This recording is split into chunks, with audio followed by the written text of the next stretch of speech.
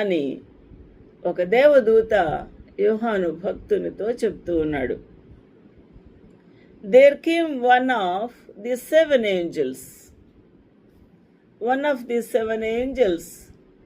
Which had the seven వయల్స్.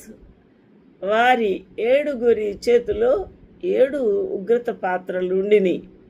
వాటిని కుమ్మరించేశారు భూమి మీద.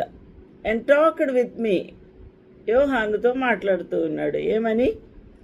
Come hither, I will shew unto thee the judgment of the great oar that sitteth upon many waters. ఈ యొక్క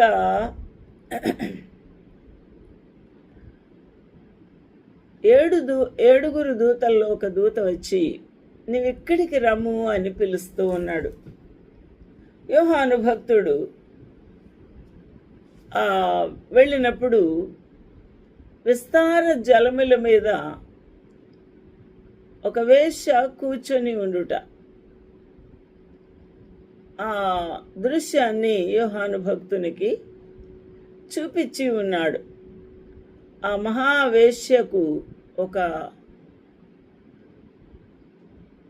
చాలా serious తీర్పు పెట్టి ఉన్నాడు ప్రభు.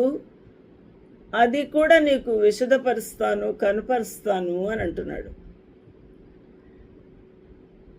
ఆ విధంగా యోహాను భక్తునికి ఆ మహావేశ్యకు జరగబోవు ఆ తీర్పు ప్రభు బయలుపరిచి ఉన్నాడు. భూరాజులు ఆమెతో వ్యభిచరించిరి. భూరాజులు అనగా ఈ యొక్క జలములు అనగా అనేక జలములు అనగా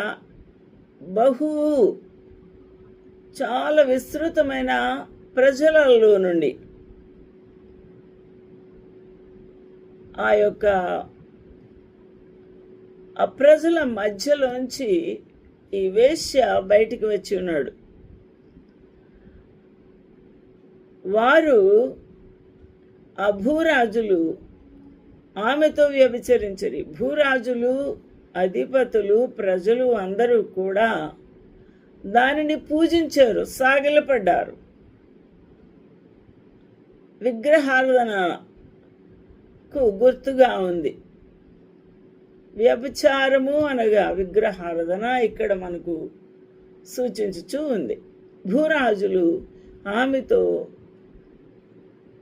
వ్యభిచరించిరి అనగా భూరాజులు ఆమెను పూజించారు, నమస్కరించారు.